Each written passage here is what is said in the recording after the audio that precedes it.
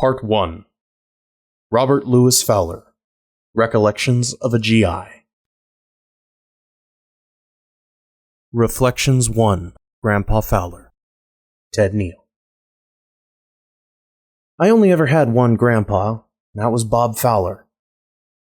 Grandpa was what I and all his other grandchildren called him. Like everyone else, I, of course, had two grandfathers, but I only had one grandpa. Robert Louis Fowler was my mother's father. My dad's father, Charles Wegeman Neill, was appropriately named Dad's daddy. Since, I'm told, I met Grandpa Fowler first and wholeheartedly accepted him as Grandpa and insisted ever after, as only children with zero tolerance for ambiguity can, that there could be only one Grandpa. Grandpa Neill was not to be. But Grandpa Fowler, Major Robert Louis Fowler, Bob, was a challenge for me and for all of his family. He was never just one thing. Who is? But Grandpa, as an individual man of his era, a symbol of his generation, and even as an archetype of the warrior, defied easy categorization. To say the least, characterization. Grandpa Fowler was, without a doubt, a war hero. He was a man who faced the crucible of battle, bearing witness to the horrors of modern warfare. The carnage of World War II was not abstract to him. For a few weeks in the summer of 1944, he was anointed from head to toe with the mud, dirt, and shit of battle.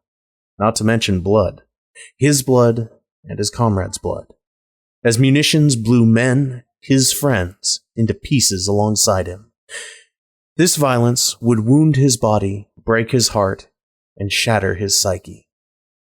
Robert Louis Fowler was a father, a grandfather, a son, a brother, a husband.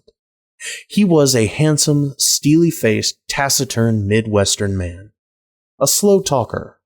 So much so that you could interject complete sentences into the lacunas between his words, if you dared to interrupt him. But no one ever did. Not even my fast-talking, polyglot father, raised in New Jersey, a man who had attended elite boarding schools on the East Coast and centuries-old universities in Europe. Nervous, fast-talking was in his bloodstream, even when he had nothing useful to say. But even he learned to slow down and settle into Grandpa's flow. Grandpa's slow talk never came off as indicative of a slow mind. You never doubted for an instant that there was a keen intellect behind Grandpa's eyes. They were piercing, honed like the sharpshooter and map reader that he was. His gaze was steady, accustomed to long drives along highways with bleached, baked, and battered asphalt. These were ribbons of road cracked by the weight of winter snows, scoured by spring storms, and hammered by summer sun. These long routes trace lines across a prairie that imposes silence between travelers. Small towns are separated by space and time. Hours of travel along unbroken vistas of grass, rolling on hills like ocean swells and spangled with wildflowers. The scope of it all is dwarfed only by the big sky that even sunsets and mountain ranges of cumulonimbus can't fill. You just understood in Grandpa's presence that he had his own cadence. He moved at his own pace, as if tied to the earth he had grown up hoeing, sowing, reaping, and bailing upon. This pace was not agitated. It was never nervous, and in Grandpa's presence, as if by force of his own gravity, you simply fell into his rhythm. You didn't question, you just accepted. It was a restorative surrender, a bit like how I imagined Huck Finn and Jim pushed along in their raft in the Mississippi, or just reading the actual novel, riding along on Mark Twain's words, the pace of the plot all his, not yours. You'll get to your destination, sure as the river flows and the page turns. You never doubt that. The laws of nature guarantee it. Just keep floating. Just keep flipping. But ultimately, we are powerless as to when we will arrive, at our destination, at the conclusion, and whatever resolution it brings, if any. So you wait, you float, you move word by word. You let the flow move things around you. You watch, you observe. Most of all, you listen. It's a way of being that, today, I fear we have mainly lost. As a result, you felt calm in Grandpa's presence. Safe. He was reassuring. I could see how men would want to follow him. Impervious, unflappable, this natural calm translated into an aura of authority, a calm in battle and a sang-froid even before four-star generals who had come to review him and his company. Grandpa's commanding officers always positioned him in a place where the generals coming for review would encounter him first, hoping they might speak with him and he represent the company of men. They knew Grandpa was respectful of authority, but never flustered by it. Grandpa's presence loomed large for those of us in his family, just as his generation occupies a prominent place in 20th century history. His story, his heroism, his endurance, signified by the campaign bars, the Bronze Star, and the Purple Heart that lined his medal case. His generation's grit honored with titles such as Greatest. But there was more to Robert Louis Fowler. In addition to these identities, there were other, darker ones. He was a careless, reckless, belligerent drunk. At times, so was his wife Evelyn. Grandpa was a neglectful father, an unfaithful husband, a disappointment to his children, and a wreck of a man. These were shadow identities for Grandpa, shadows his grandchildren only saw themselves toward the end of his life. We mostly knew him during the decades he was sober. It was mostly in imagination that we knew this side of him even existed. Growing up, we heard that past times had been worse, and that there were rifts yet to be healed. But this knowledge came secondhand, through the stories shared by my aunts. The evidence of shadows also lay in my mother's own journey. My mother, Kathleen, was the oldest of 8 children. Once grown, she moved from her hometown of Omaha, Nebraska to Washington, D.C., to flee from her family and the chaos of her parents' relationship. But that, having taken place before I was born, always seemed like ancient history to me. These stories of Grandpa and Evelyn's dark times were not volunteered freely. My cousins and I only caught bits and pieces, either through unexpected admissions or casual asides. These were breadcrumbs for us to follow at our own risk. My mother once spoke of coming home from college to find the youngest 2 children, Joe and Sally, playing with broken beer bottles in place of toys. My aunt Marianne described Grandpa picking her up at a friend's house once blind drunk. He drove her home, speeding and swerving through the streets of downtown Omaha at a time when seatbelts were not commonplace. By some miracle, they made it home, bouncing over the curb, the car coming to a stop on the lawn before Grandpa staggered out to sleep it off in the grass. There were times Mom laughed and said she came from white trash. Other times she cried.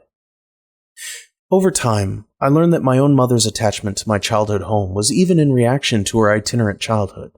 She and my father purchased their home in 1980 and have lived there since, never moving or relocating. I spent the entirety of my formative years in that home, but more importantly, that house has been a home to my mother longer than any other because, growing up, her parents were constantly being evicted from one house, then another, for drunken behavior, property damage, delinquent payments, too many children, or all 4. The stories Mom told of these years were sparse, but the pain was all too apparent. I glimpsed it when she spoke of telling her father no shortly before Christmas one year when he once called asking for money. He said they needed it to keep the heat and lights on. Mom had established her own career as a nurse by that point in her life. She was independent and free, but she was torn apart by the idea of her youngest 2 siblings, Joe and Sally, living in such privation.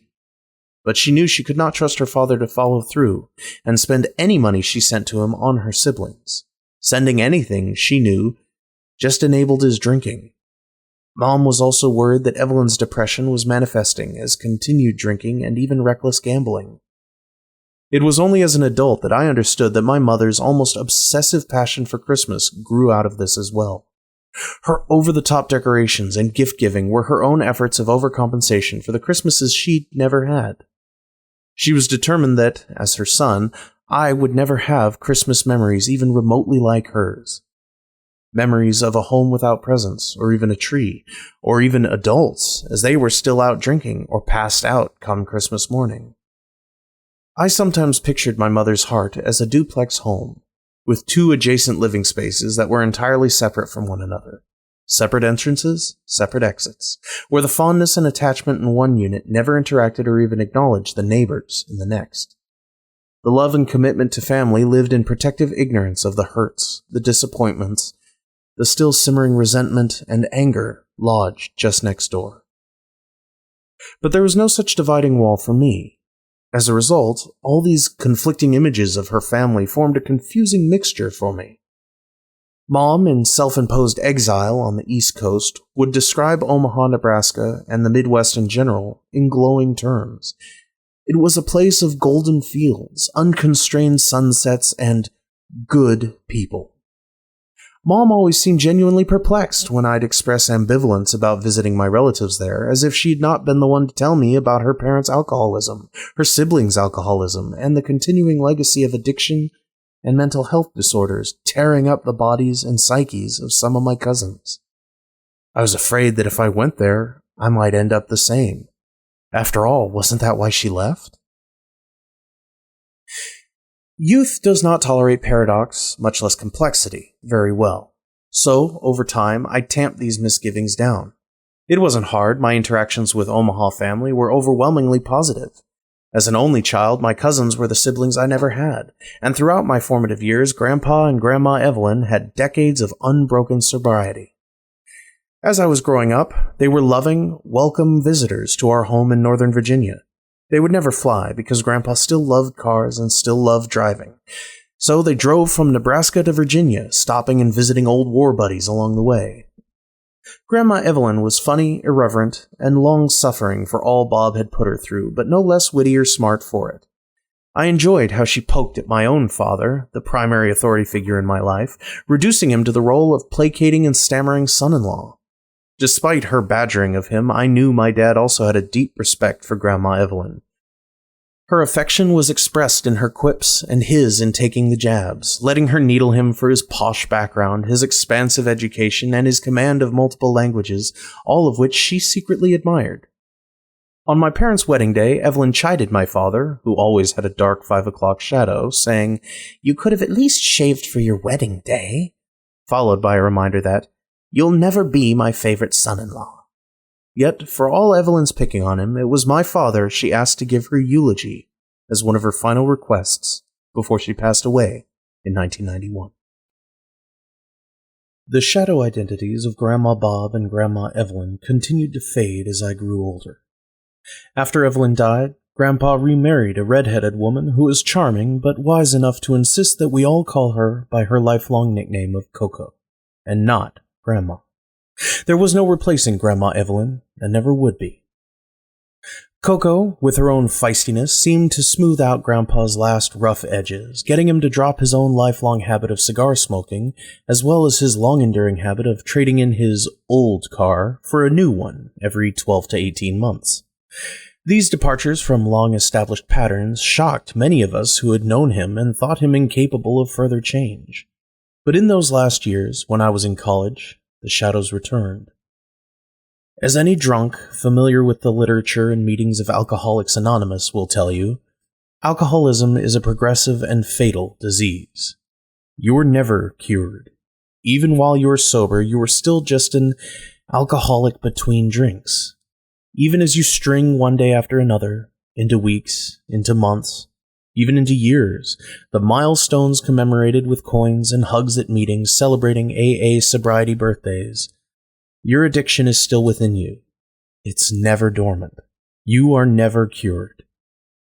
Your addiction is bench pressing and cross-training, as drunks in recovery say. It's even doing push-ups in the parking lot, ready to pounce on you after every meeting you attend. It is diligently preparing and ever vigilant for the moment of weakness, when you are susceptible to a slip, then a relapse, or as members of AA call it, going back out there. Many don't make it back. Progressive disease means progressive. Addiction comes back just as bad, often worse, than it ever was before. It's all the harder to overcome again, especially for those alcoholics who have lived a long life of unbroken sobriety. Recoverees who, in older age, their minds and bodies not as strong as they once were, go out and get drunk again. To their shock, they find out they still had one more drunk left in them, but not one more recovery.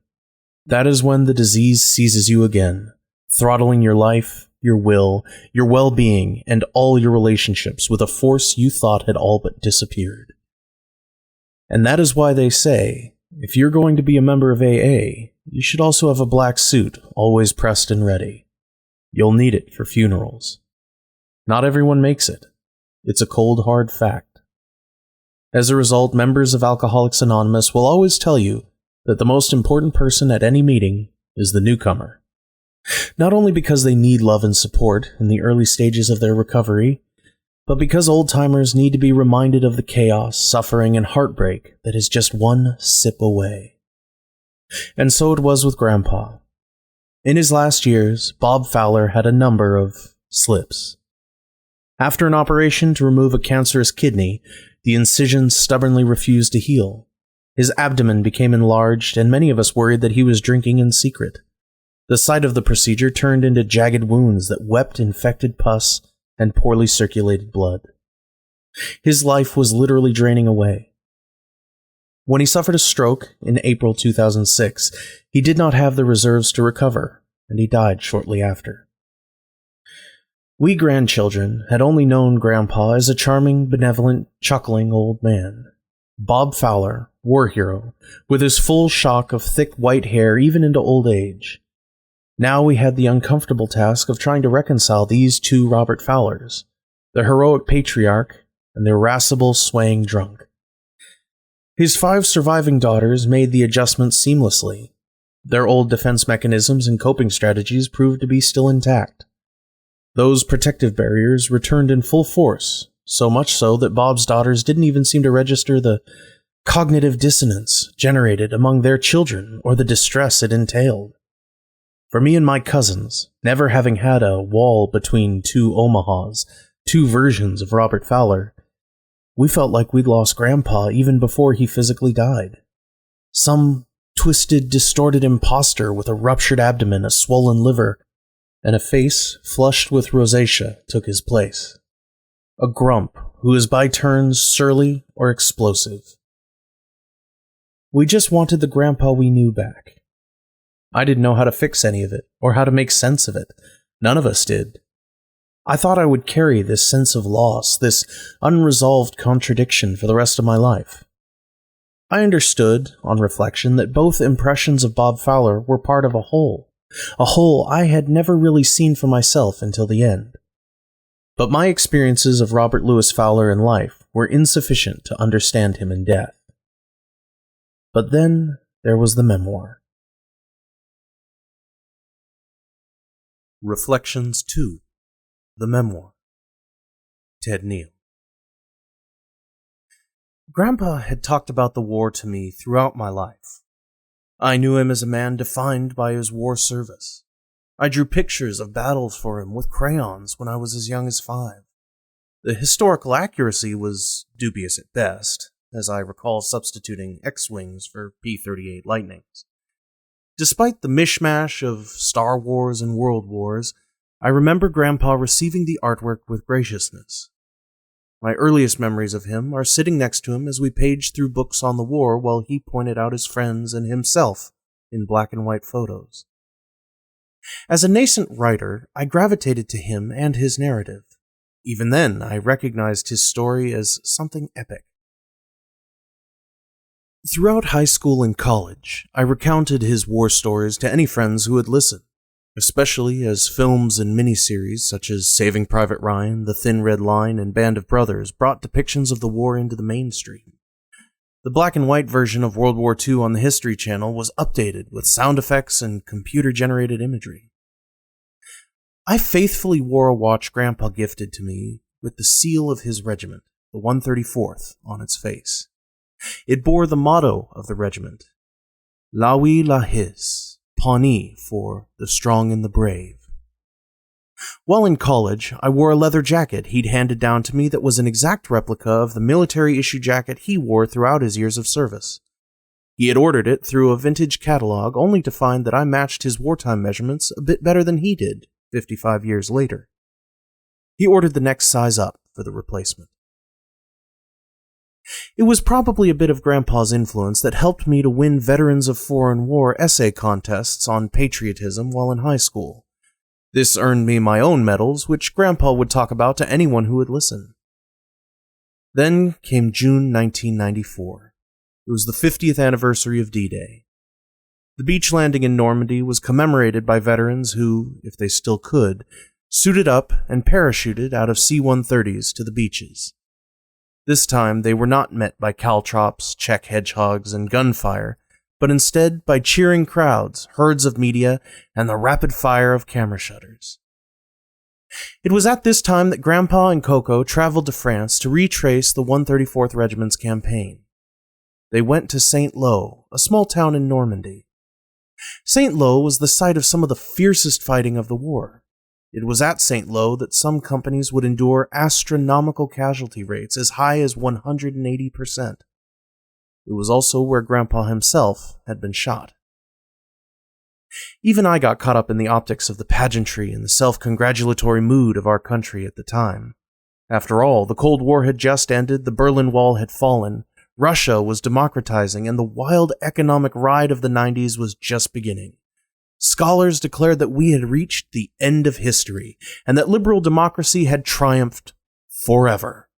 With no other rivals on the horizon, America seemed secure in its hegemony. The 50th anniversary of D-Day was a reminder that the 20th century was indeed the century of American ascendance. We had every reason to believe the 21st century would be the same. Young and naive, spoiled and privileged, I couldn't really appreciate the reality of what Grandpa had gone through, much less what he would have experienced during that return trip to France. It was the same for the old war veterans I met at VFW halls, where I read my winning essay to men sitting under clouds of cigarette smoke.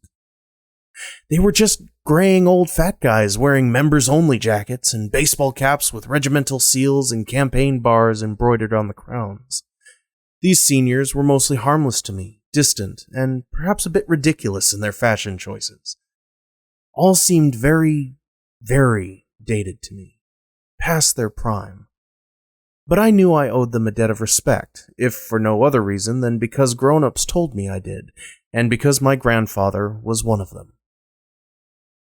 In time, I'd have to experience my own trauma, see people I loved die, and feel the helpless terror of a life slipping away in my own arms, a life that I was helpless to save, despite all the wanting to. I would have to suffer the subsequent crises of faith, despair, and breakdowns that followed to really understand the demons that stalked Grandpa. Talk of a memoir reached fever pitch around this time in the mid-90s. Grandpa and his like were enjoying a level of celebrity they had not seen since returning victorious from Europe 50 years before. Families and loved ones were also recognizing that they would not have their graying elders with them forever. Requests to record and document their lives were plentiful. But Grandpa was never taken with the urge to write like I was. Coco and my mother had to gently nag him to write things down. He did so, in longhand, on a yellow legal pad. Coco would then decipher the scrawl and type it up. Additionally, there was a local reporter/historian from Omaha who asked to sit down with Grandpa and interview him. The final written account of Grandpa's time in the service, while rich with impressive recall, was less than 100 pages. Grandpa titled these writings Recollections of a GI, and announced that they, combined with the lengthy taped interviews, would represent his magnum opus. After that, he didn't really spend much more time working on any of it. The festivities of the 50th anniversary passed. The vets grew older. Grandpa's own chapter of members of the 134th disbanded. They'd recognized that they had become nothing but a group of old men, marking the death of other old men. As a country, we moved on to other fads and obsessions, other wars and scandals. White Waters and White Broncos, Gary Condits and Monica Lewinsky's, Spice Girls, Backstreet Boys, Star Wars prequels. Of course, there were hints that all was not well with the Pax Americana, that it was a reprieve rather than a new normal. Genocides in Rwanda and the former Yugoslavia reminded us of that. The Russia of Boris Yeltsin turned out not to be a democratic dream, but instead began a slide back into authoritarianism under Vladimir Putin. America's enemies refused to remain vanquished, as the toxic smoke clouds of September 11th, 2001 showed us. Suddenly, the bubble of our collective fantasy popped. Terms like the war on terror, asymmetrical warfare, and terror alerts entered our lexicon. Overnight, our safety was no longer for certain. Turned out, history hadn't ended. Over the next 10 years, wars in Afghanistan and Iraq that we couldn't win, much less end, showed us that the US was no longer absolute. The Great Recession demonstrated just how thoroughly the economic ride of the 90s was over. Now we hear about strategic realignments, pivots towards Asia, and American decline. The 21st century will belong to China, the pundits say. American power has been checked, our moral standing tarnished, even our democratic process hacked. The United States of America's place in the world is no longer inviolate. We're no longer invulnerable. We're not the big kid on the block anymore. A bit like things were amidst the uncertainty of the 90s and early 40s. And it's all the more daunting because, with time, we've come to realize, more than ever, that even our heroes of old were imperfect.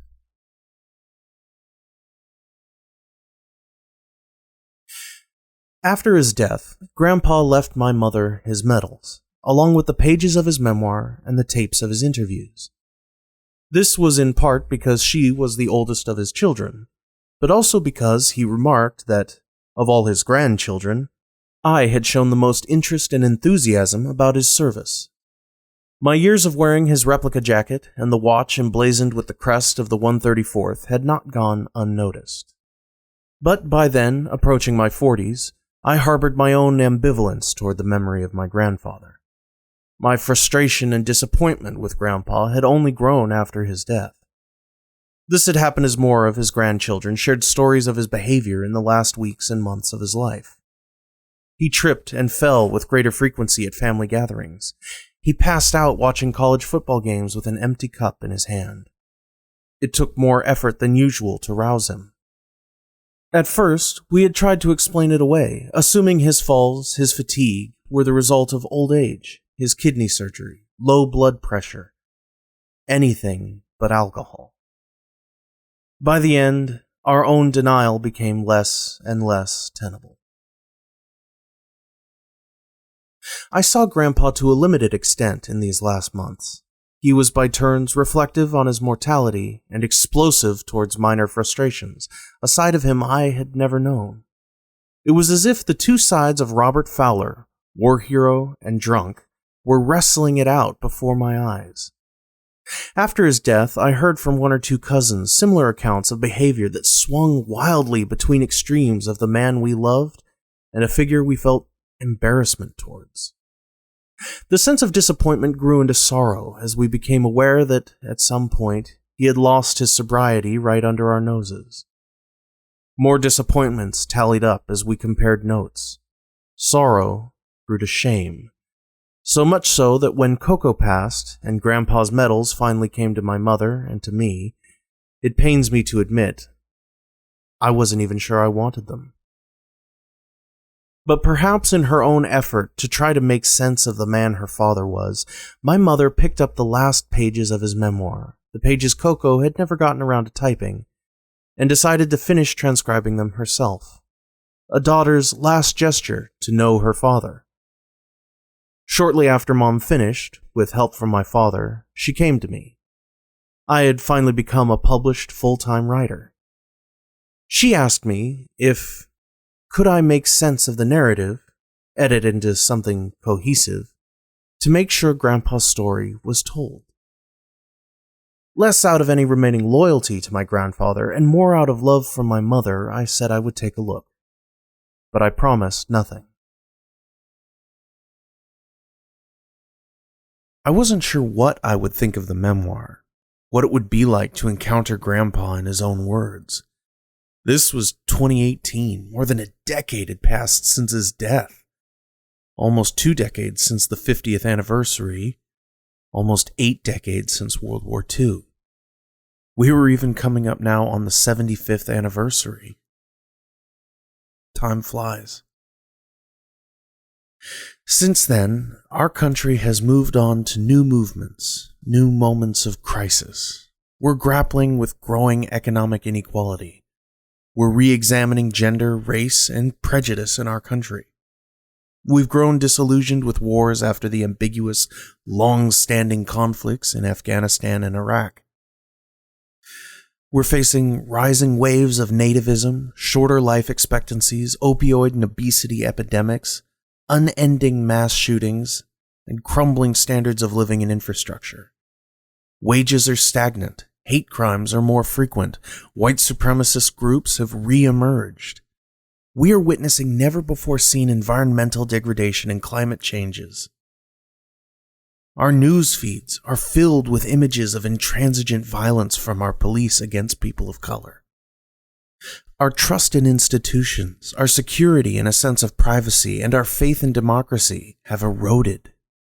So have traditional norms of political discourse and governmental checks and balances. Compounding this are technologies that promise to unite us: the internet, social media, e-commerce, mobile phones. These inventions were supposed to usher in a life of convenience, connectivity, and community. It would be a new era in which we would have leisure time to pursue our higher purposes. But they've done the opposite, dividing us, isolating us, and undermining our security. The rat race has only gotten faster and more congested.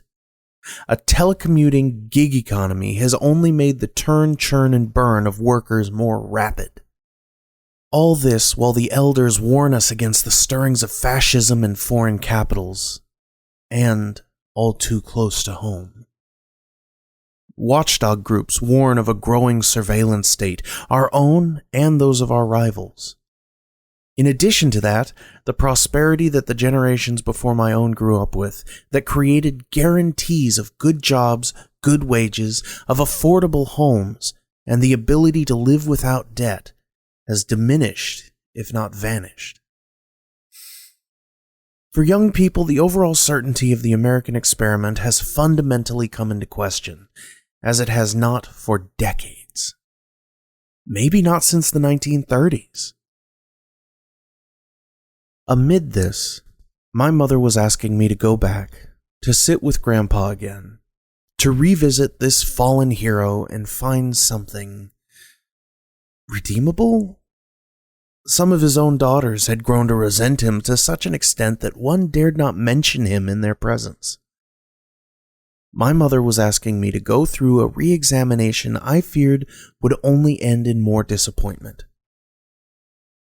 It promised to be an exercise in making my communal disenchantment with generations before, with the country in general, into something specific, personal, and painful. I wanted to leave Grandpa buried. But she is my mother, and so I said I would try, and maybe, I hoped, there might be answers for how Grandpa and his generation faced adversity, uncertainty, a threatening world. Maybe therein I might uncover some lessons for the uncertain times we face now. Mom sent me the memoir, and I sat down at my laptop to read it and encounter Grandpa once more. This time at my own pace, older, and with a few more years of experience under my belt. I was unsure as what to expect, but the narrative would take me to the crux of the matter quickly enough. After pages delineating the training Grandpa and his regiment went through in preparation for the war, I came to the second half of his story, the description of the pivotal battle for Hill 122 and St. Lo. If you are not a history buff, it is hard to appreciate the importance of the battle for St. Lo. The charge into the German fortifications from the beaches of Normandy has become the iconic image seared into our national consciousness of the war. The casualties and courage of that struggle became emblematic of the loss and heroism of so many soldiers in the European theater. But the landing was just the beginning. It was a foothold, won dearly, but a tenuous one. The Allies had to gain more ground in the Normandy invasion and fast, or Hitler's armies would repel them. One of the first and crucial towns to capture was St. Lo. Even though it was smaller than the neighboring city of Cherbourg, St. Lo occupied a strategic crossroads that the Allies knew they had to capture. It is no exaggeration to say that the campaign to topple the Third Reich hinged on it. The Nazis knew this too. They knew it with the same clarity as the Allies. After D-Day, the war was hardly over. The Axis could still win. They just had to hold the town of St. Lo and the hills around it, stop the advance before it built momentum. The Battle of St. Lo would be a crucial win for the Allies and the war on the Western Front, allowing them to eventually push deeper into France to liberate Paris and to drive the Germans all the way back to Berlin. It was these early battles in Normandy where German generals would actually later reflect that they had lost the war. For the men who survived this fighting, like my grandfather, these battles were the inflection points of their lives. In hindsight, they knew that their courage in the face of terrible odds had ended the Holocaust, toppled fascism, and spread democracy. Their victory ushered in at least 50 years of American prosperity. This meant safety and affluence for their children and their children's children. In retrospect, it seems inevitable, especially to all of us brought up on a diet of Steven Spielberg films and Tom Hanks-produced miniseries. And yet, victory was anything but guaranteed. But long odds did not deter young American GIs from throwing their bodies into the maelstrom, risking not only their lives, but their souls. Victory would come at a cost no one would anticipate. No one had time to. The urgency had always been too great, the stakes too high. The soul wounds these men carried from battle, like so many veterans, remained with them long after they returned home. The psychic, emotional, even spiritual wounds as bad, if not worse, than the physical ones, even today. These wounds are the darker side of any conflict. They remain long after the guns have gone silent. They manifest in nightmares, addictions, and startlingly high suicide rates among veterans. Today we track these rates somewhat better than in the 1940s, but the truth the statistics reveal is horrifying. As a country, we lose as many as 20 veterans a day to suicide. There have been many years in which we have lost more veterans to suicide than combat. This inner turmoil would give lie to the veneer of peace and prosperity that would follow in the US after World War II. Fissures of pain would be buried beneath the confetti of victory parades, only to become fault lines in men's psyches and in their families as the years went by. The simple end of the story, and the ultimate bottom line, is that these young men did triumph. We did win. We flourished as a nation as a result. None of that is in doubt. But it is a bit more nuanced. There's always a shadow cast by even the brightest of lights. St. Lo defined for Grandpa and our family his life, much in the same way World War II defined a century for our country. I knew that to understand Grandpa, I had to delve into the words that he had left me, study the context of the time, and read into the subtext of all he had left us in his memoir.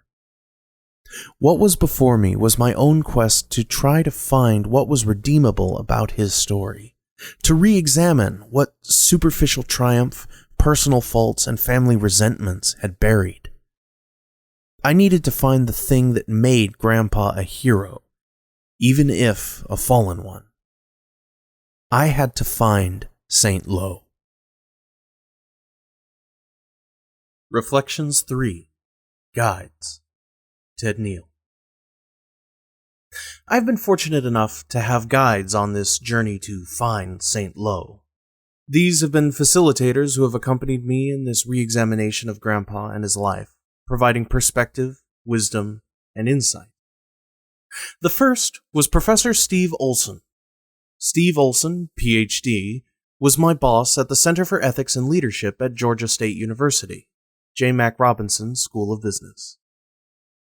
It was GSU that offered me a scholarship for my MBA in 2011. It came with a work-study position as a research and teaching assistant. Steve Olson was my boss.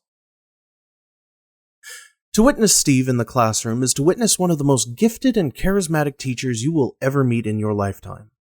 His office shelves are spilling over with teaching awards, and his reviews on Rate My Professor are full of superlatives, in the best way. In addition to his prodigious knowledge, his rigorous preparation, and his infectious enthusiasm, he is accessible, passionate, and a friend to all his students. He is also a deeply moral man, as one might expect from the director of the Center for Ethics. I was blessed to have Steve as my boss and friend in 2012 when a series of life events and my own unaddressed trauma sent me spiraling into clinical depression. Suicidal and diagnosed with major depressive disorder, I had to be hospitalized. It was during this time in the hospital that I really began to examine my own scars from working and living at an orphanage for children with HIV/AIDS in Nairobi, Kenya, from 2002 to 2004. I had suppressed so much of my own pain, the lingering moral questions, and the unresolved heartbreak of seeing children I had come to love suffer and die. I had felt powerless to help in each case and useless at improving circumstances on a wider scale. The experience had left me shattered, and yet I had tried to soldier on for years after. It was Steve, as much as the doctors, therapists, and fellow patients, that introduced me to a framework and vocabulary that allowed me to begin to unravel the soul wounds that had so fractured my own identity. These were psychic injuries that, left unhealed, had come back to cripple me. Additionally, Steve allowed me to come back to my job post-hospitalization. He did this even though I was not yet a student again. Having missed too many lectures and assignments, I had to wait for the next semester to begin attending classes. I was also on academic probation. I had failed all my classes the previous semester. It turns out that being locked in a psych ward and heavily medicated doesn't make you the best student. Despite my ambiguous academic standing, Steve insisted I still come and even get paid my stipend. This brought structure back to my life without too much pressure to perform. It allowed me to slowly rebuild a sense of self-respect and independence, critical after you've been on lockdown with your own belt and shoelaces taken from you, where you can't even shave because you can't be trusted with a razor. An addict in recovery once told me that, while in rehab, he burst into tears that first morning that he was clear enough to simply make his bed. For him, making that bed was the first time in years that he had been able to see a task through to completion. It was the first time he could even say to himself, "I've done a good job." For him, it was a humble cornerstone to start rebuilding a life. Steve gave that same opportunity to me. He gave me the space, opportunity, and most of all the love that allowed me to begin a process of catharsis, finding meaning, and healing. He would introduce me to authors and speakers who would inform my journey. He was also constantly receptive and open to simply discussing my healing process, never once uncomfortable with the messiness and uncertainty of the recovery process. He was never afraid to witness another person's pain or sit with the raw vulnerability of a grown man. I would later learn that he had learned to do this through his own work alongside veterans. It was through Steve that I met my next guide, Jack Hoban. Jack is a retired Marine Corps captain. In addition to being an instructor on martial arts, combat ethics, and conflict resolution, Jack Hoban is the author of a number of books, including The Ethical Warrior and The Ethical Protector. Jack Hoban's mentor throughout his career was Robert L. Humphrey, Ph.D. Humphrey was a world-renowned conflict resolution specialist. It was Humphrey who introduced Jack to the life value theory, also known as the dual life value theory. Jack has been one of the most important advocates for the life value theory after Humphrey's death. Essentially, the core of the life value theory is that all life is sacred, even the life of the supposed enemy. The dual life value theory has revolutionized approaches to conflict resolution, combat, and combat training for the U.S. Armed Forces, police departments, even nonprofits and business leaders worldwide. It hinges not on the soldier or police officer identifying with the role of aggressor, but rather as protector, a protector of life. Yes, they may have to take life in the course of their duties, but it is only a last resort and only if in service of protecting life. Steve Olson met Jack Hoban through the consulting work Steve was doing in Quantico, Virginia. At Quantico, an innovative program was exposing civilian leaders to Marine Corps ethics training. Executives from the profit and non-profit sectors would be dropped into simulated combat settings in wilderness and urban environments. They would be exposed to the mental hardships and physical exhaustion of combat, diminished sleep, rations, and long marches. The trainees would be equipped with guns loaded with blanks and exposed to explosive devices modified to produce all the shock and noise of real artillery without the casualties. They would have to achieve a number of mission objectives while being faced with a series of ethical dilemmas that would be facilitated, and often complicated, by role players, veterans themselves who had real-life experience of the very dilemmas presented in each situation. By design, the scenarios would pit one moral principle against another, and push the trainees to the point of failure, which was where the best learning took place. The trainings, through their rigor, helped to clarify moral imperatives. Post-training, participants universally reported improved ability to communicate ethical priorities and make decisions even under pressure. After all, the boardroom is a serene setting in comparison to combat. In 2010, after a particularly difficult training scenario, as a first-time consultant in the program, Steve Olson led a debriefing exercise with a number of participants from the private sector who had failed spectacularly to accomplish their mission objectives, much less uphold moral precepts. Steve was able to revisit the scenario with the shamefaced participants, re-examining the opposing ethical priorities and resulting breakdowns with such clarity that the supervising Marine officers were gobsmacked. Their initial reaction was enthusiastic, but, these being Marines, mainly unprintable in polite company. Needless to say, Steve was invited back, not only to work with business leaders, but members of all 4 branches of the services. That was when he crossed paths with Jack Hoban himself, who was working to introduce the dual life value theory into combat training for Marines. Jack is a warrior and teacher in the deepest, most spiritual of senses.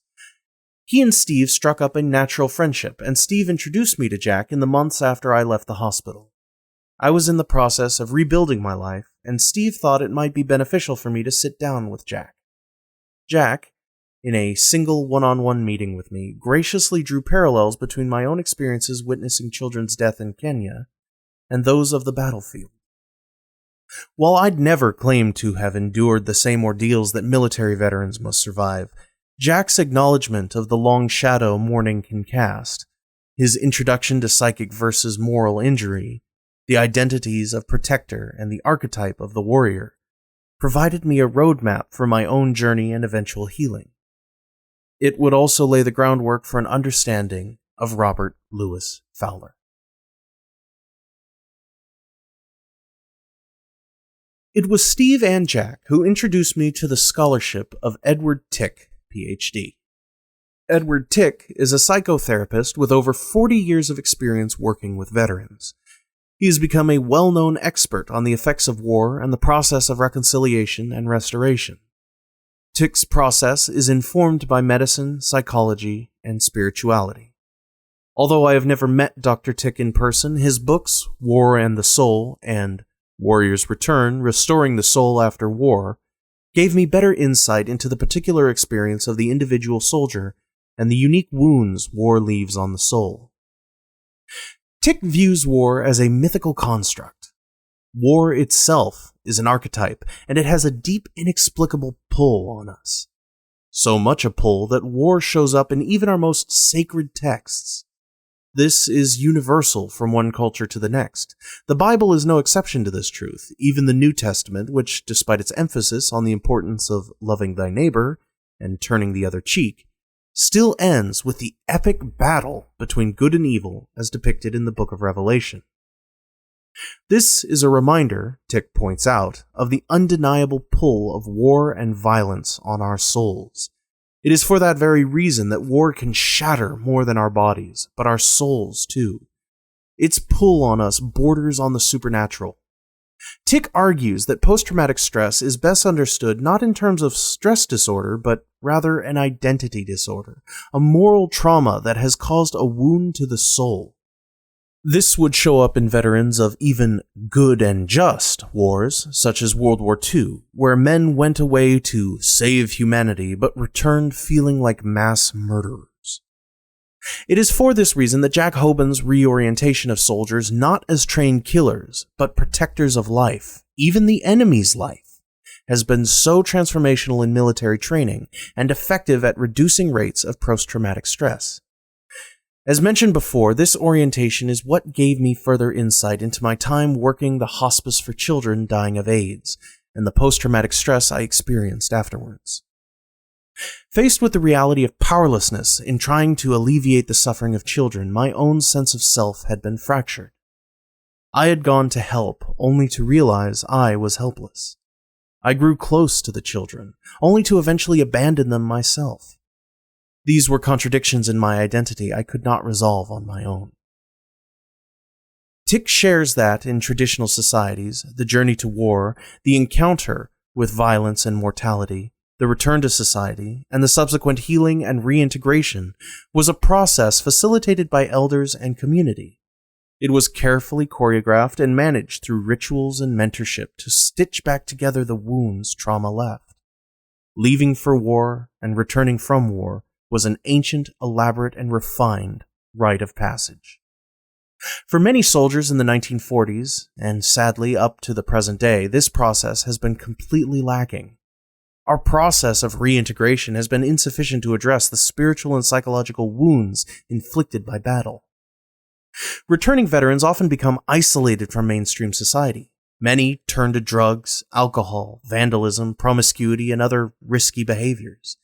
These serve as incomplete and inadequate replacements for passage and rites that were once managed lovingly by wise elders. This leads to further complications among veterans such as domestic violence, compounding mental health disorders, and in too many cases, suicide. This has been, and is, an underreported tragedy, as one recent study of Afghanistan and Iraqi war veterans found 13.9% suffering from post-traumatic stress, 39% qualifying for probable alcohol abuse, and 3% from drug abuse. Slowly, after reading Tick, I was beginning to comprehend what battles had followed Grandpa home and the demons he faced throughout his life, even up to his death. I had even begun to see parallels between his journey and my own.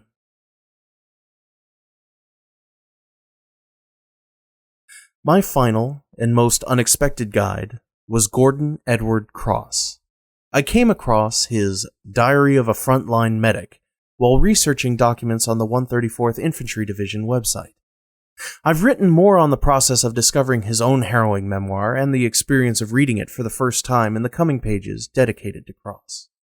It's enough to say here that his account provided a perspective on the chaos, carnage, and courage of the battlefield that even my grandfather's memoir had not. I'm indebted to his son, William G. Cross, Bill, for making it available and sharing it here. It opened my eyes further to the ordeal of combat, from the gritty details to the emotional toll. I hope it does the same for you. But this is enough from me. It's about time I turn the wheel over to Grandpa and Gordon. Recollections of a GI 1, Robert Louis Fowler. Nebraska, 1937. Signing up. My military experience started on July 22nd, 1937. I was 16 years old when my mother told me about a friend who knew a person I could contact to earn $30 in 15 days. In 1937, that was a substantial amount of money.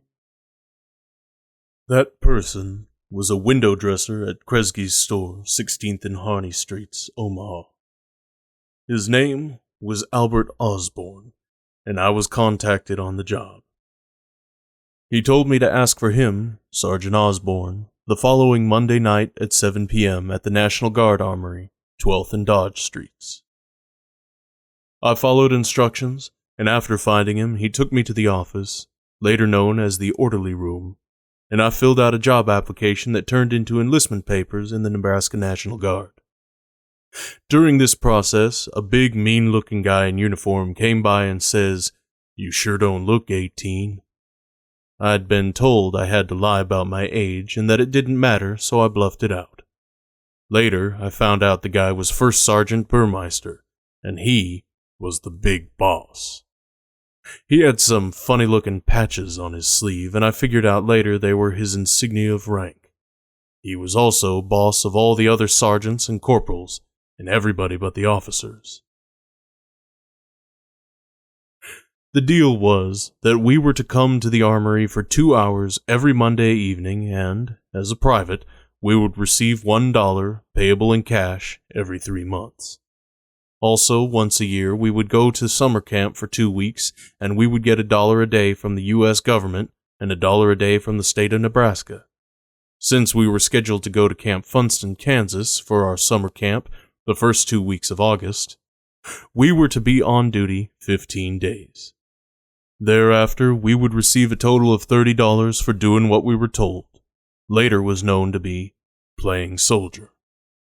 I also found out I had signed up to do this routine for 3 years. The $30 I would receive in August I needed for my senior year in high school. The $12 quarterly pay came in very handy also. After filling out my enlistment papers, I was given a uniform and some help in putting it on. 1 wool OD, olive drab, shirt, black string tie, khaki breeches, belt, GI high-top shoes, and a campaign hat. I also received 2 rolls of OD wool strip material about 3 inches wide and 5 or 6 feet long, with a funny little cotton tab or tape on one end. I was now the proud owner of a pair of wrapped leggings. Since our trousers were breeches, the leggings were wrapped top to bottom, starting approximately 4 inches below the knee, and spiraled downward to around the ankle and top of the shoe. I was told the mark of a good soldier was how well he could wrap his leggings, and woe be unto the goofball whose leggings came unwrapped during drill or in formation. Needless to say, this became my first military accomplishment, and I was proud of myself. The most important issue item was a 1903 Springfield rifle. It was clip-fed, 30mm caliber, with 5 rounds per clip, 1 bayonet to fit said rifle, and a cartridge belt that would hold about 25-round clips. The rifle became my piece, and it had a number which was to be memorized for life, which I have forgotten. We were not yet burdened with a serial number, 20723530, which I have not. The weapon was never referred to after that as a rifle or a gun. Rifles were for civilians, and guns were for artillery. At this time, all items of issue were stored in individual bins in the supply room and were used only during drill. Of course, you came to drill early enough to put on the uniform and be able to fall in formation when called by the first sergeant. My first drill after the first fall in consisted of rookie instruction, later to be known as basic training. This included wearing of the uniform, military courtesy, manual of arms, and close order drill. At this time, the uniforms and the style of close order drill were all World War I vintage, which was squads left or right, and right front into line. My instructor was PFC, Private First Class, Kenneth Gidley, who later would be Corporal Gidley, my squad leader, and 3 years later, he would be the person whose stripes I would receive at the time I became a squad leader corporal. During my rookie training, I was informed the company commander was Captain Al Thompson, the executive officer was First Lieutenant Earl H. Kelso, and the platoon leader was First Lieutenant Hall. These were the people I had to salute and call sir, along with every other officer like them, regardless of what unit or branch of service. I also found out that I was in the first squad of the 2nd Platoon of Company L, 134th Infantry Regiment of the 69th Brigade of the 35th Division.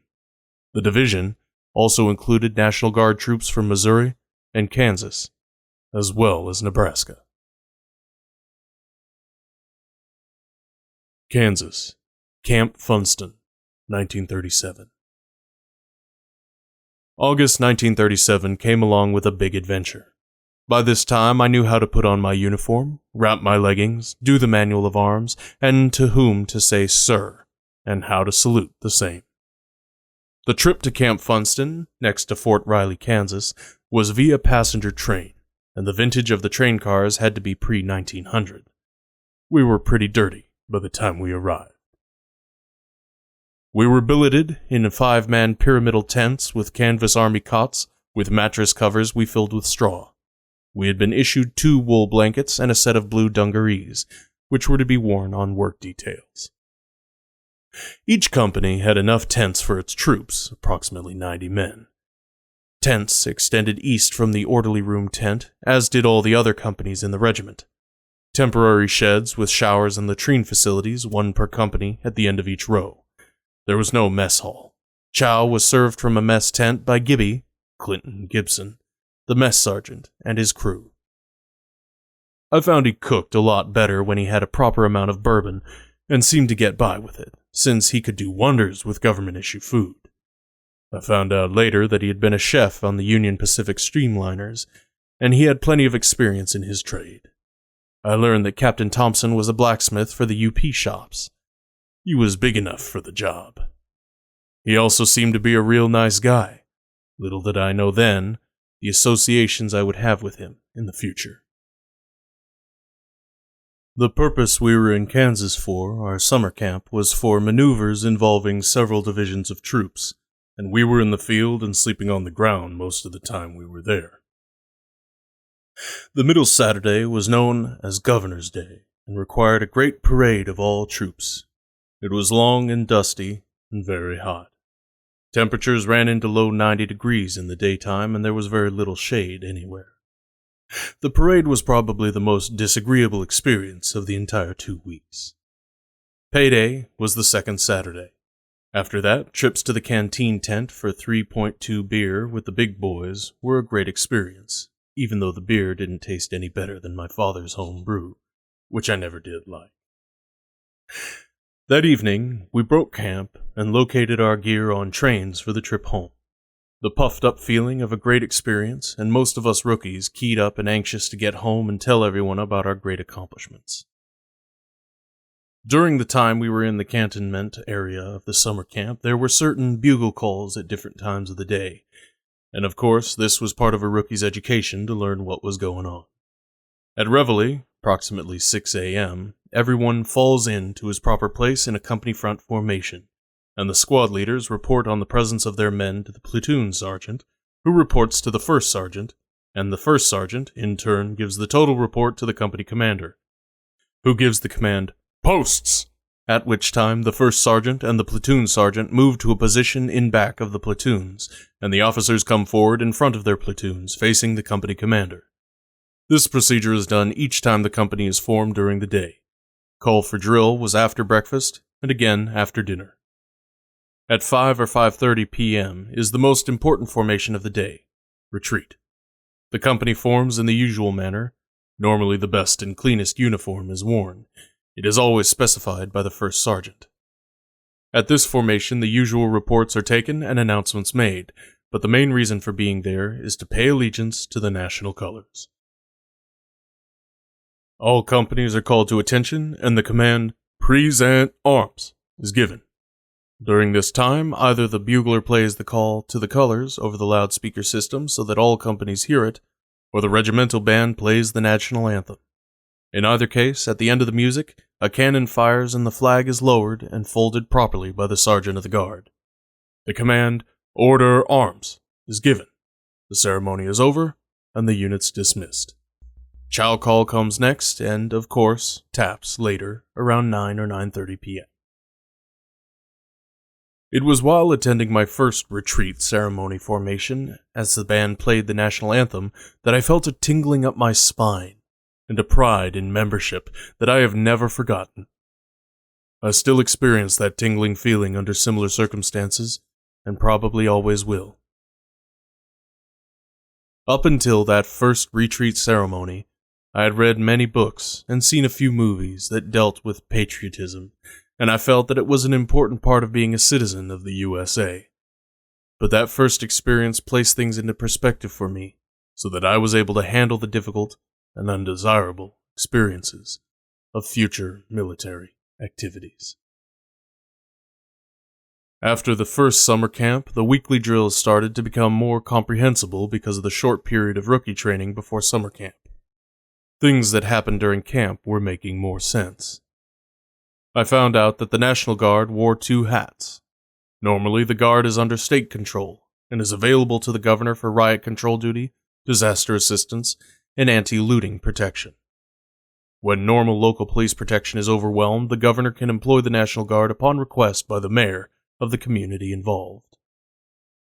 To begin with, the Minutemen of pre-Revolutionary War days were the original National Guard, making it the first military units of the country. The National Guard can be called up by the President for wartime duty through an act of Congress. This has been done many times in the past. I began to feel that I was doing something besides earning a few dollars for school expenses. Normally, everyone in the outfit had to qualify with his assigned weapon each year. Due to lack of time and adequate facilities, weapon firing could not be accomplished at summer camp. I tried to receive instruction in firing the .03, and this was the most interesting part of training for me. I'd always liked to shoot, and had done quite a bit of hunting and shooting .22s, and had some knack for the activity. Many hours of practice, or dry firing, are spent before a person actually fires on the range. Use of the sling for steadying the piece was new to me. Numerous positions, such as prone, sitting, kneeling, and standing, and slow fire then rapid fire, gradually became familiar.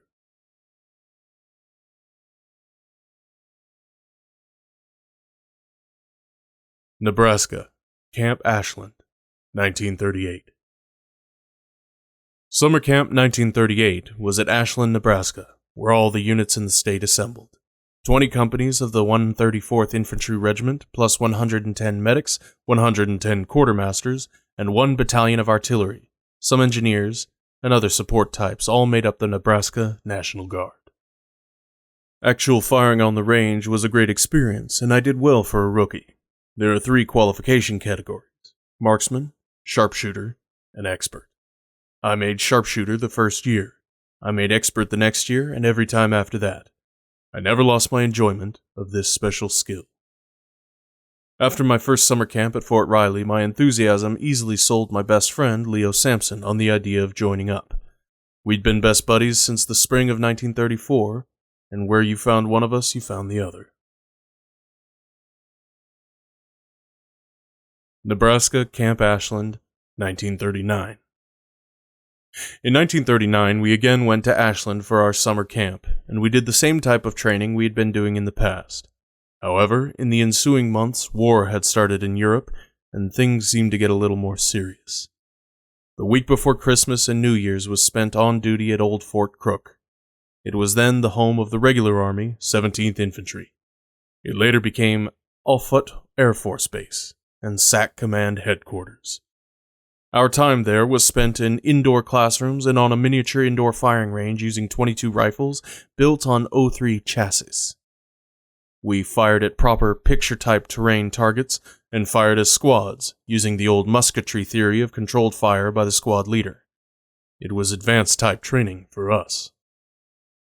Sometime during 1939, I received my first stripe. I became a PFC and assistant squad leader. Pay went from $1 per drill, or day, to $1.15. It took over 2 years to make that jump in rank. Minnesota, Camp Ripley, 1940. 1940 brought extra drills. We were encouraged to request the correspondence course from Fort Benning, known then as 10 Series. Up until this time, you had to be a sergeant in order to request it, but now we all were encouraged to take it as a means of furthering our military education. This was also a means of obtaining an M-Day commission as a second lieutenant anytime the outfit was mobilized into active federal service. Many of us applied for the series.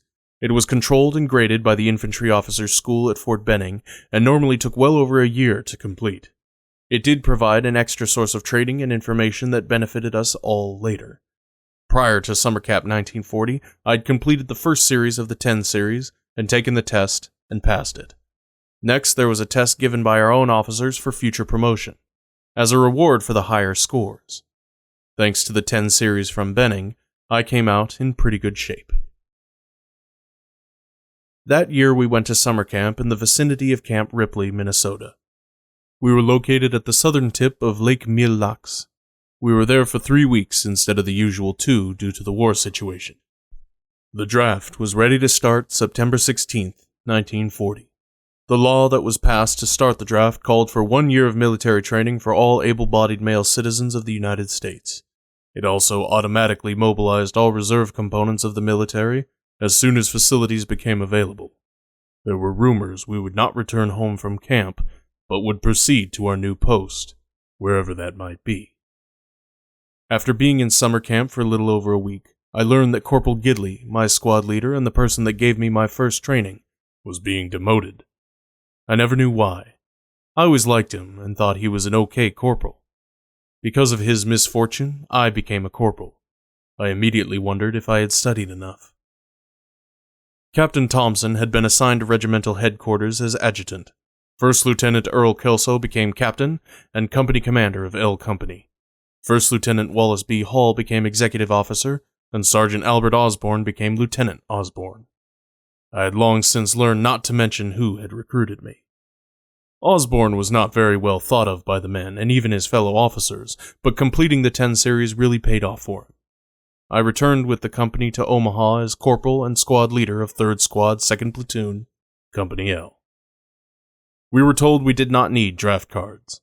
Our National Guard membership was all we needed, since we knew by then we would be sent to Camp Joseph T. Robinson, Arkansas, as soon as the camp was ready to receive us. We were allowed 96 men, max, in a rifle company at that time, and we had a waiting list of people who wanted to join. The Guard had always been a volunteer outfit.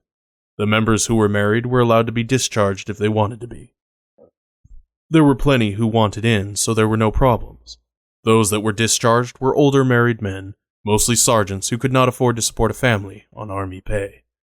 This did make way for some new promotions, and I think that was when my buddy Leo Sampson made corporal. My brother Jim Fowler joined up, even though he was as young then as I had been when I joined.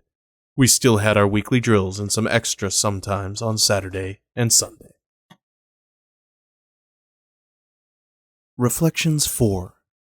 Nebraska, Summer 1995. Ted Neill.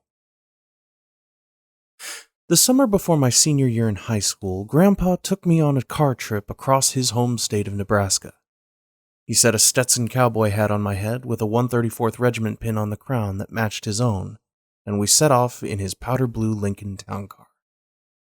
It was set with all the luxury extras of the day: leather seats, power windows, interior wood accents, and a digital dash display. He told me how he'd worked out a long-term lease on the car that, for an old man like himself, was more advantageous than buying it. I remember finding it touching, the pride he showed in having his finances in order so that there actually would be a few $1,000s left to leave behind to his surviving daughters. It was a modest amount, but for a man who'd been unable to provide for his children's most basic needs growing up, being able to leave behind any inheritance whatsoever was a joy to him. That first morning, we drove south along Interstate 29 down into Iowa. We were tracking along the Missouri River. Grandpa pointed out a few of the quirks in geography that had come from the Missouri flooding and rearranging the banks, leaving bits of Nebraska stranded to the east of the river and bits of Iowa to the west. We continued south into the state of Missouri. About an hour out of Omaha, we reached the town of Tarkio. Throughout Grandpa's lifetime, the town's population hovered around 2,500. But even in 1995, it was a town so small that I only remember a few dozen buildings spread about. We only stopped at one, the home where Grandpa was born. It was a house on the roadside set on the rolling crest of a hill, with a cemetery not too far away where my ancestors were buried. Ancestors only Grandpa had known in life, and I never would. Grandpa's childhood home was constructed in the simple four-square prairie box style of homes built in the late 1800s and early 1900s. The yard was without trees for windbreaks. The house itself lacked any architectural flourishes. Instead, it possessed all the middle-of-the-plain simplicity that must have been all the starker amid the Dust Bowl years of the Great Depression. Grandpa was born in this house April 24th, 1921, the doctor arriving to deliver him in a horse-drawn carriage. Grandpa's mother had always told him he had been born in the middle of a blizzard. He admitted to me he always had trouble believing this and speculated that his mother had confused the context of his birth with that of one of his 4 siblings. At least, he had until that very year, 1995, when Omaha was struck with a spring snowstorm that left several inches on the ground on his 74th birthday. He had taken a photo to document it and showed it to me. "Never really believed it until I saw it for myself," he said, then let out an understated chuckle characteristic of him. Just the barest of commentary. Grandpa never needed you to think a certain way or to arrive at a specific opinion that aligned with his own. He never hung on your reaction. He just presented a story, a photograph, a fact, for your review. You were allowed to come to your own conclusions. It made for good company. He didn't need you to be anyone but yourself. From Targio, we headed back north, veering back into Nebraska on Route 2 while we were still well south of Omaha. This took us due west, past Lincoln. We didn't stop, but passing close to the city, it was not hard to see the designated historical landmark of the Nebraska State Capitol building. The building, constructed of Indiana limestone over the course of a decade from 1922 to 1932, is home of the country's only unicameral state legislature. It also houses the governor's office, the Supreme Court, and the Court of Appeals. Designed by Bertram Grosvenor Goodhue, it was the first state capitol in the U.S. to incorporate a tower in its design. The building came to be known as the Tower of the Prairie. Its features were at once grounded in the grandeur of a Gothic revivalist style of the early 20th century, while also evocative of the distant skyscrapers of Manhattan, those symbols of the growing American optimism ushered in by a century of westward expansion and the galloping economy of the Roaring Twenties. But on the flat, near featureless grasslands of Nebraska, where the Capitol was constructed, without any other tall buildings to accompany the Tower of the Prairie, the folly of the design was immediately apparent to me even before Grandpa shook his head as we passed. His expression was a mix of amusement and resignation, one I would see again and again amongst Midwestern folk when considering the foolishness of city folk. He told me how most Nebraskans he knew referred to the Capitol building, with its narrow shaft and domed tip, as the penis of the prairie, a nickname capturing their disdain for grandiose architecture and grandstanding politicians at once. Once you see it as such, you can't unsee it. At 400 feet tall, and the only large building for hundreds of miles, the penis hovered in our rearview mirror for over 20 miles. We continued west, stopping overnight at Grand Island and staying with some old friends of Grandpa, Jack and Paula. Jack and Paula owned a ranch with 12 Paso Fino horses. They were a husband and wife of Grandpa's age, whose medium-sized stature seemed suited for the medium-sized horses. With their unique gait, Paso Finos are prized by sophisticated dressage riders as well as trail riders who favor the smoothness of the horse's trot. It has little up and down motion, even at a gallop. At dinner, we sat around the kitchen table where Jack and Paula had a Bose acoustic wave machine, a miniaturized, speakerless stereo marketed on AM radio stations in the 1990s. I showed some interest in it, as my mother, like Jack and Paula, had been convinced to buy one by none other than Paul Harvey, the legendary news broadcaster. Harvey served in the U.S. Army Air Corps in the 1940s. He had started his career broadcasting out of Chicago with the post-war employment program, Jobs for G.I. Joe. Harvey represented to so many Americans in the second half of the century all that was good, wholesome, and unique to the Midwest. His Paul Harvey News and Comment and Rest of the Story broadcasts were staples on American radio for over 50 years. As a teen, even I would change over from my rock-saturated FM stations to the AM dial to hear them. Harvey was the living embodiment of a Norman Rockwell painting. He was an authentic vestige of a Midwestern and American way of being that was quickly receding into history. The only other nationally syndicated radio program to visit this ground was Garrison Keillor's Prairie Home Companion, but Prairie Home Companion was featured on public radio and thus tainted by its association with the espresso-drinking, tote-bag-swinging urban yuppies set. And Keillor's nostalgic portrayals of Lake Wobegon, a town where all the women are strong, all the men are good-looking, and all the children are above average, could come off as a winking performance, even parody, rather than something authentic. Paul Harvey was authentic. Mother loved him, and whatever he hawked, she bought. This included a Bose wave machine and a Buick LeSabre.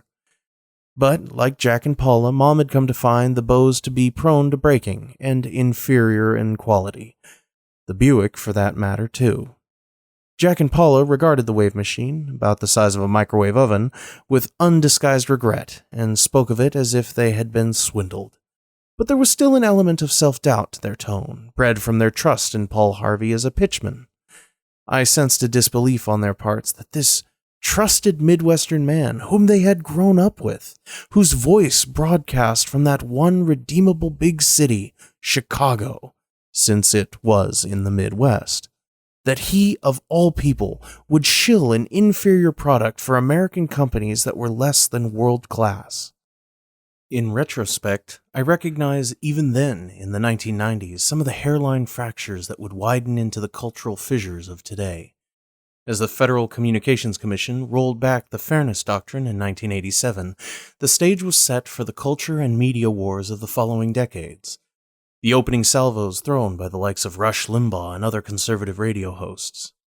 In the coming years of the Clinton, W. Bush, and Obama administrations, the fissures turned into fault lines that have become harder and harder to straddle. In the Iraq War years of the early 2000s, even Paul Harvey picked sides.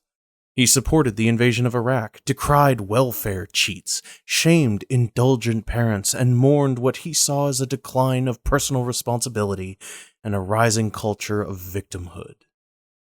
Good people and honest politicians who advocated for the rugged individualism and personal initiative that had made America successful were losing out to liberal politicians on the left whose policies were leading to moral decay.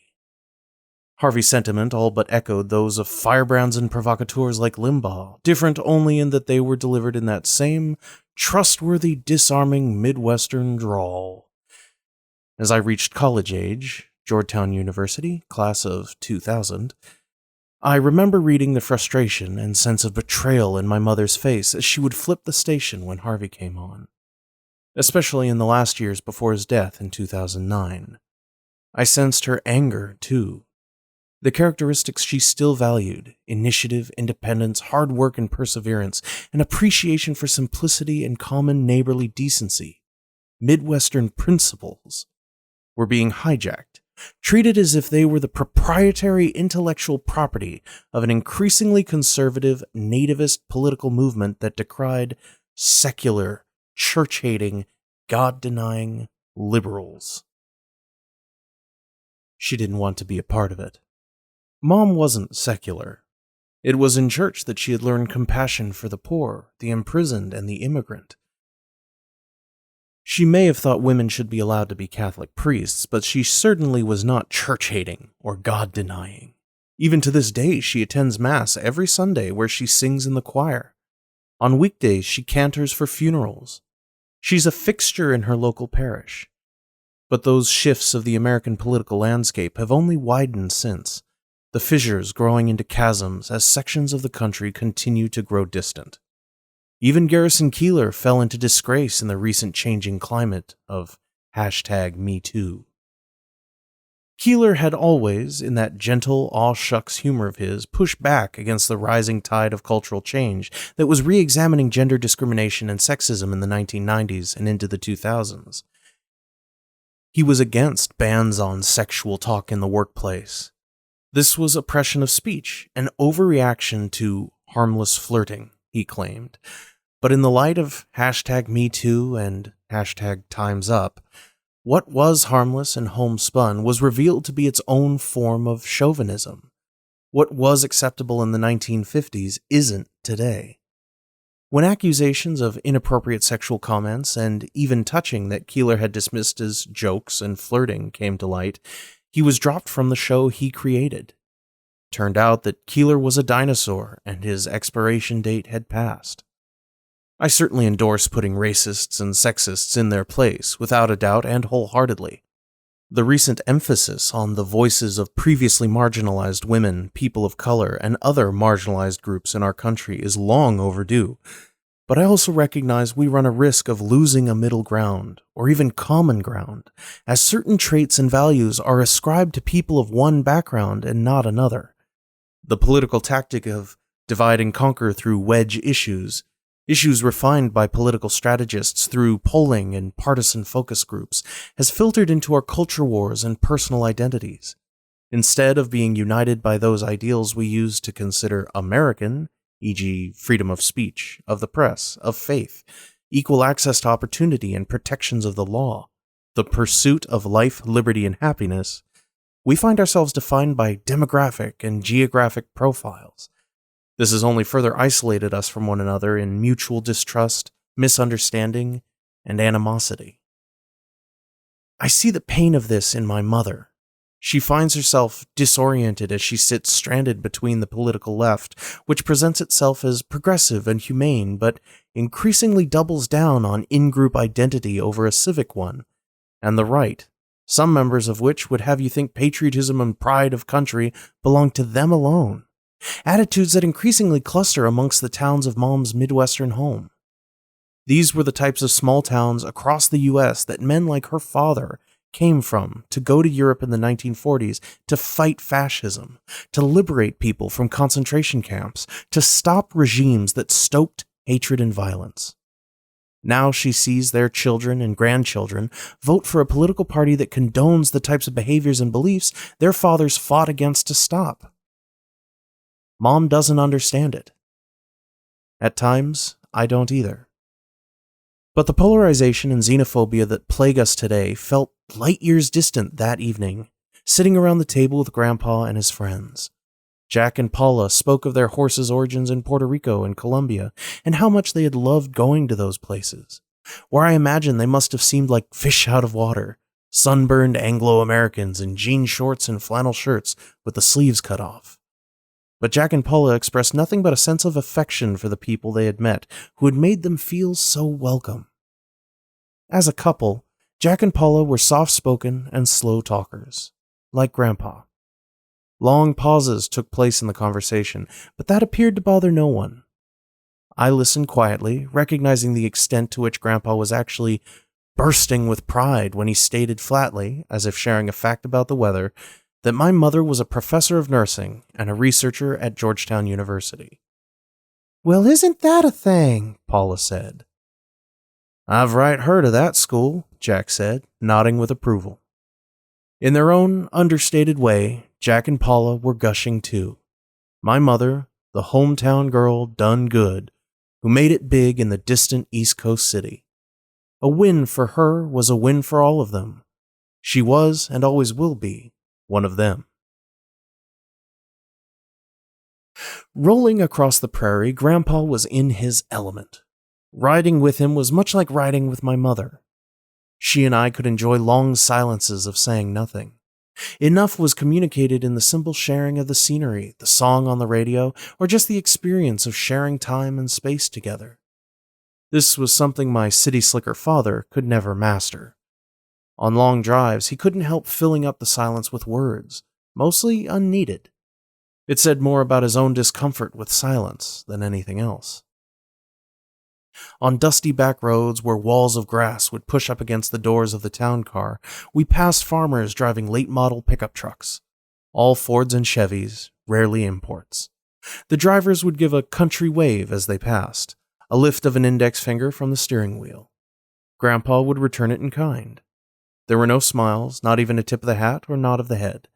Those would have been wasteful, superfluous, a violation of the prairie minimalism, where often the only thing taller than the grass on the horizon was the occasional windmill pumping water, telephone lines that carried one, at most two, cables from pole to pole, or the occasional water tower with the town's name painted in tall letters on its side.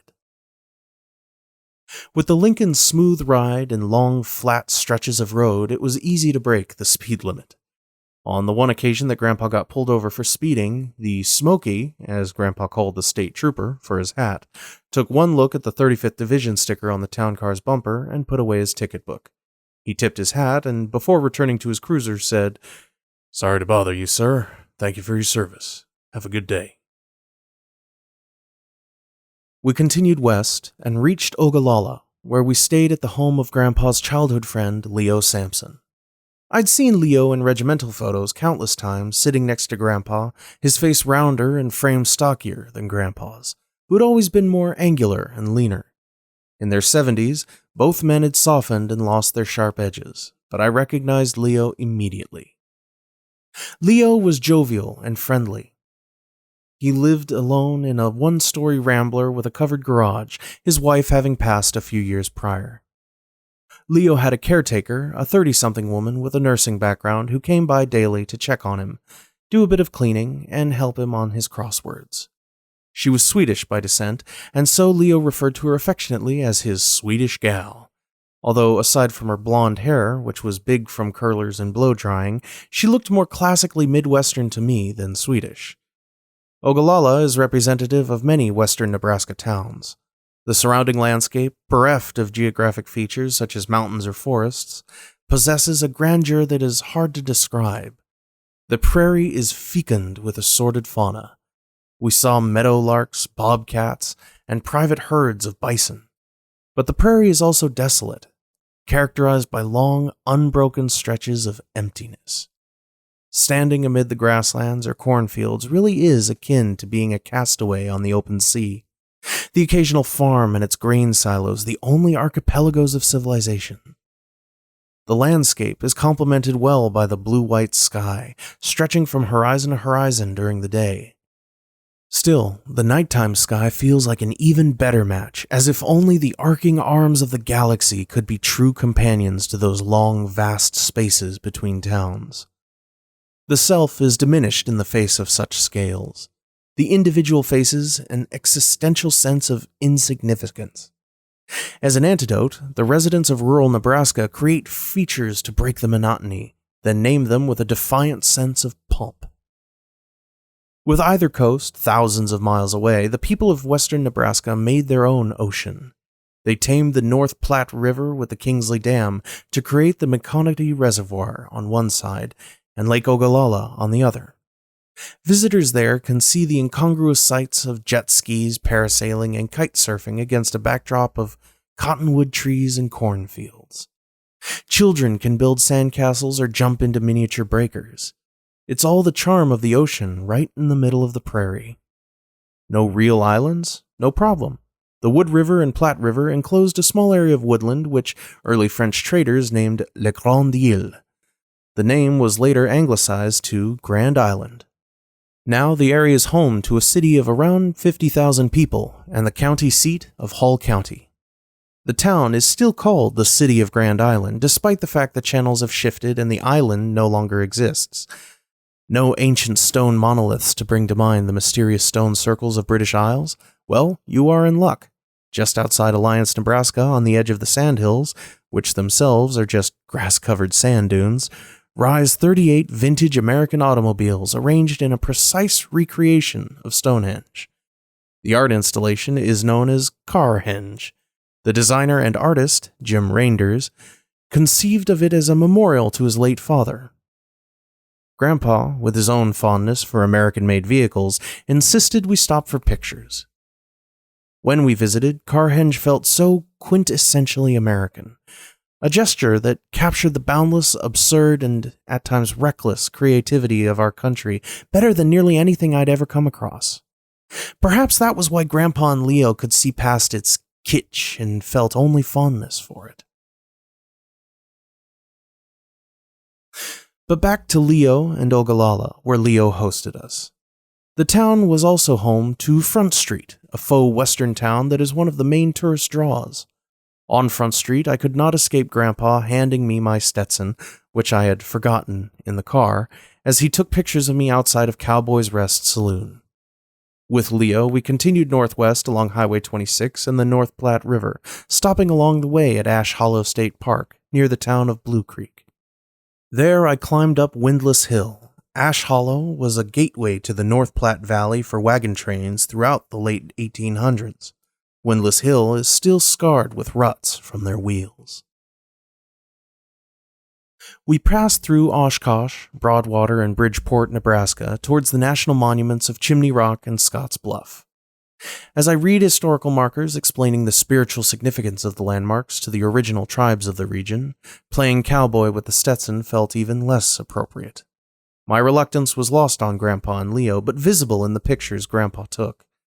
My angst abated, however, when we learned what the Lakota Sioux, displaced to the plains from Great Lakes region, had called Chimney Rock. Through a quirk of cosmic symmetry, the tribe's name for the phallic-shaped Arikari sandstone translated directly as elk penis. After Chimney Rock, we drove on to Scotts Bluff. I wanted to stretch my legs, and so I ran all the way up the trail to the top of the cliffs.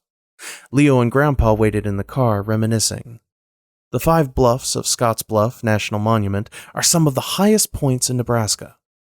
The pass through them was the last major milestone before wagon trains would begin an increasingly steep climb into the Rockies.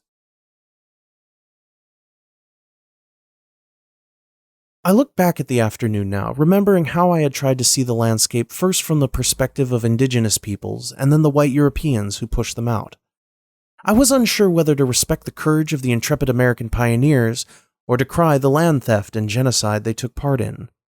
But today, after reading Grandpa's memoir, I try to suspend analysis and simply consider how the country, the state, would have looked to 2 young men of 16 in the late 1930s. In the midst of the Great Depression, when Grandpa and Leo were trying to find careers, trying to imagine how they would make their own marks on the world, grown men wandered the streets looking for work, bank runs were common, and families filled up bread lines. The faces of mothers and children leaned out from starvation, their clothes threadbare. On the horizon, apocalyptic sandstorms blackened the sky and swept streams of dust into streets already blasted by a summer sun. A sun that offered no relief from the long, disastrous droughts of the 1930s. I realized that, in this setting, $30 for 15 days of work would have seemed a fortune to 2 teenage boys, having grown up working on the family farm for nothing. The possibilities and horrors of what Grandpa and Leo would face in Europe were just that, possibilities, distant ones at that. They figured the greatest discomforts they might face in the Nebraska National Guard would be training stateside. An uncomfortable night sleeping on the ground here, a long march there, not much more strenuous than working sunup to sundown on the farm. These were small prices to pay for the certainty of knowing where your next shirt, your next pair of boots, your next meal would come from, especially when farms were being foreclosed upon and the banks doing the foreclosing were becoming insolvent. The army Grandpa described in his memoir is nothing like the digitized laser-guided marvel we have today. But even that is indicative of the privation of the failed farms and job shortages he and Leo were fleeing. Grandpa writes of riding on train carriages from the 1800s, not even World War I vintage, but with the feel and look of the Civil War. During winter trainings, he and Leo huddled together at night, more like refugees themselves than liberators. The post-war years of affluence were non-existent for the teenage versions of Grandpa and Leo. When they were young, large pockets of states were still wilderness. The great powers were still all in Europe, and their power was growing under democracies and authoritarian regimes. They had the edge in technology and military might. Headlines from the era spread the alarm of gas attacks and of U-boats menacing the shores. Most of the sentinel towers erected on the east and west coasts of the U.S. are long since gone, but not all of them. Some remain, concrete relics that most of us take for old lighthouses. With crops failing, rivers drying up, and those black-brown walls of dust looming over Midwestern towns, the American experiment must have seemed as precarious then as it feels now. Joining the National Guard, even if Grandpa and Leo had to lie about their ages to do so, gave them an escape. Even more so, it gave the pride and purpose that young men have searched for from time immemorial. Edward Tick, in his book War and the Soul, describes how military training orients the initiate to their place in the world, their role in society. Enlisting would have been attractive to me had I been in Grandpa and Leo's shoes. The government offered the only way out of a region that was increasingly coming to resemble a blighted hellscape. The irony, of course, was that Grandpa and Leo would march from one hell to another. But they couldn't have foreseen that then. When they enlisted, they saw the promise of a paycheck, at least. At best, they saw a vocation that was akin to the archetypal quest, the hero's journey. Tick reminds us that this rite of passage is universal in human society. It is an opportunity for young people to endure an ordeal, the ordeal that will forever define them. It's the quest story from Jason and the Argonauts to Theseus and the Minotaur, to the likes of Bilbo Baggins or Luke Skywalker. The quest narrative is characterized by reoccurring guides. Their forms are familiar to us: oracles, hoary wizards, Jedi masters, or even drill sergeants. The quest transforms the youth into an adult, the boy into a man. Thus tested, they return with status and respect, whether as prince, ring-bearer, Jedi master, or decorated military officer. Then, the adult can take their place in society with honor and provide for him or herself, their family, and the next generation.